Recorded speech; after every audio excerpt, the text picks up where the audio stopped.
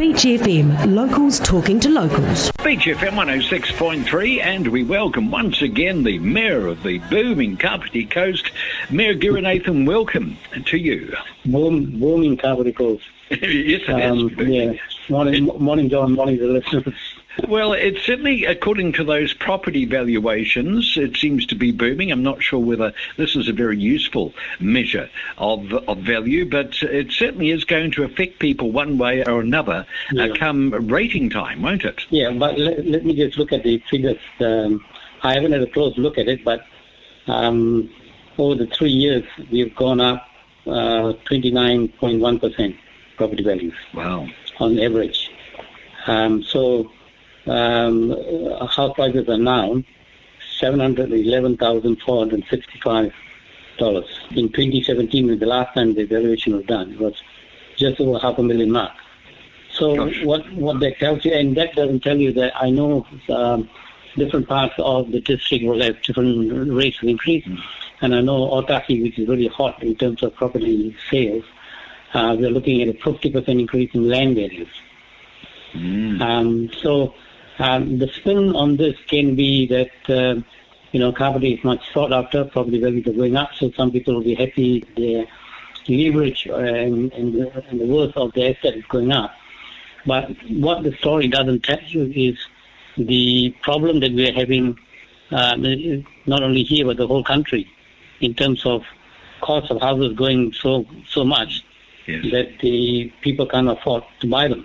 This is a very, very real concern, and I think people who are not on the property ladder must be feeling more and more desperate and less invested in the way we run our communities. And for politicians, this is not a good thing, is it? Yeah, but you must realize that we are caught in what is a national situation. I was fascinated over the last few weeks to be reading The Economist Bernard Hickey. Now, I urge listeners to actually look up his articles. I'll quote 3 articles that he's written. September 26th, this is on Star. September 26th, he wrote a good one, followed by October 10th and October 24th. All these articles look at what are the problems, what can be the solutions. One of the things he's talked about is how Christchurch, for the last 5 years, the prices have been affordable. And therefore they have bucked the system. The reason why he says that is that following the earthquake, he said that the neighboring districts, the Selwyn district and Waimakariri districts, released large amounts of land. And what that did was, because they had 30-year plans, which they then fast-tracked and delivered the change in the zoning of the land in 1 year. What they did was it also certainly put pressure on land bankers in the Christchurch area to also release the land because it was competition, because investment was starting to flow to Waimakariri and Selwyn districts for people to build there. So what this did was it reduced with the increased supply, it reduced the housing prices. And until today, they are reaping the benefits of that. A lot of land being developed, but also an enormous amount of government attention and money went into Christchurch. And I think one of the big things is that they imported a lot of labour as well. And that's another part of the cost equation, isn't it? Just finding people to do a job is a bit of a nightmare these days. And 2 things that the government did at the time was they introduced the Christchurch Recovery Act, that's sort of emergency powers. And using that, they suspended the RMA. And also, there was direct government funding to the infrastructure. So these are 2 important things to speed up and increase, or to removing the obstacles. The planning obstacles, of course, you sort of, the devil that you need. At the same time, it can be a huge obstacle. So that's what they did, and therefore, it made things easier. But we know, like, for example, if you're talking about Kapiti Coast, I know that in the Pekapeka interchange, some people around there saying the interchange should be done and we need, because this area is going to be developed. Yes. The problem for council has been for the last few years is if you want to develop a place like Pekapeka and you want to put an interchange there, council will have to provide the infrastructure, the stormwater and the wastewater reticulation. And you've got to pay for that upfront. And to do that, you've got to borrow your money to do that. And councillors, we know that to borrow the money, when you have got limits on your debt levels, how are you going to borrow against that without breaking your debt level? So you've got that problem. And also, ratepayers wouldn't want the rates to go up. They don't want your debt to go up, and they don't want the rate to go up to pay for those debts. So you're caught in this situation where councils are reluctant to support development, which will then increase their debt levels and also piss off our ratepayers. Pekapeka will be developed, though, won't it? I mean, that is where the logical extension of the Kapiti Coast, north of Waikanai. So eventually it will have to be paid up at some stage. The investment that you're talking about will have to be made. Well, that's why I want to switch you around to the draft Wellington Regional Growth Framework, which... Could we talk about these property valuations and how it affects the rating bill that each of us will get from council? As I understand, if the value of your house goes up more than the average, it's likely you're going to have to pay more rates. Is that it in a nutshell? That's right, because the amount of rate we are collecting will be equal, right? So if on average your increase is more than the average increase, then you pay more. If it's below the average increase, you pay less. The fact your valuation has gone up does not necessarily mean you're going to pay more rates. No, it does not. It depends on how much we are wanting, the whole amount of rates we need for the activities. It's around the 80 million mark. Indeed. And therefore you average that, and then you see whether your average has gone up above the average or not. And that defines it. Excellent. Okay, having sorted that out, and I'm sorry to interrupt you, back to the regional growth strategy. How is this related? Well, I suppose, in terms of supply, they recognize that affordable housing is a problem, and therefore, in support of the government's growth plans, they are doing it's a sort of regional spatial planning.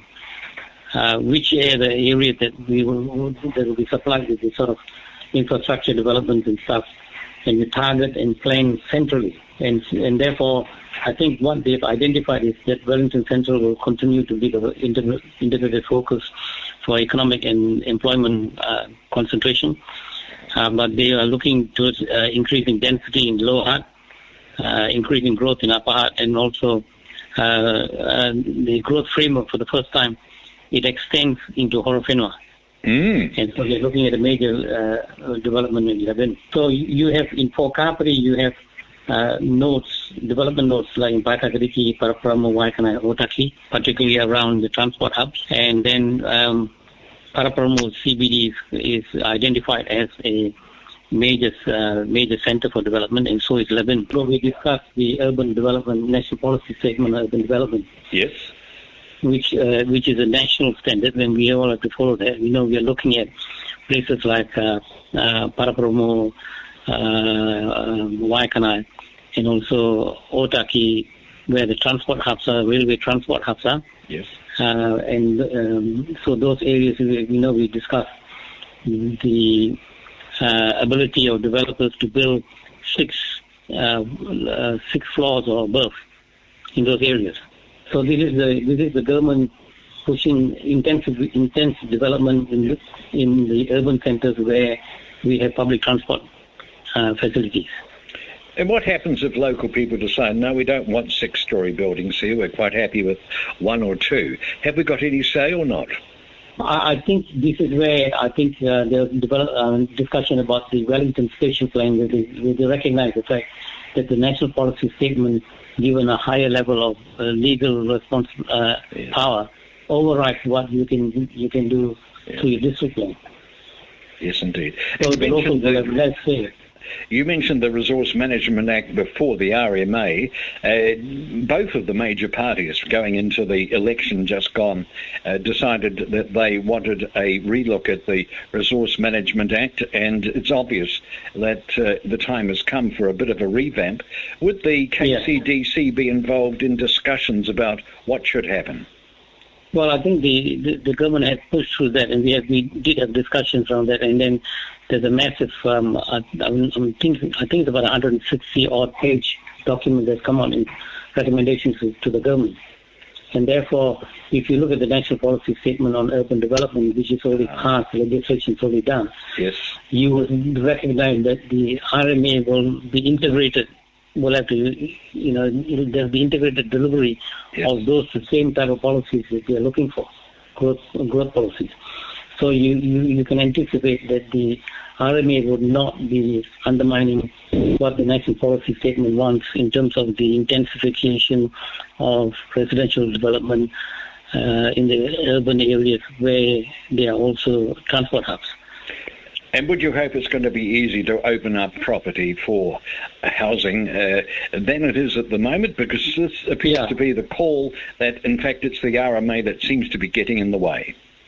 That's right. So, the RMA will be changed so that it is not in the way. Well, that's all good progress then. Let's hope that it all works out. It is good progress, but we need to be also, to be conscious of the fact that we may be, like we talked about previously on the centralization that's starting to happen. Yes. What will happen to local input into those? Luckily for us in Wellington, the regional growth framework, we've had council staff and all that, and we've been kept abreast of what's happening, so we've been able to fit into it. But I suppose at the end of the day, you've got to think, you've got a major housing crisis, and that affects poverty levels in a whole range of negative deprivation indexes. Oh, yes. And therefore, at the end of the day, you've got to say, if you want to make an omelette, you've got to crack a few eggs. Okay, egg cracking to come. I thank you for joining us this morning, Mr. Mayor. Thank you so much for your company here on Beach FM. Thank you, John. Thank you for listening. 106.3 Beach FM.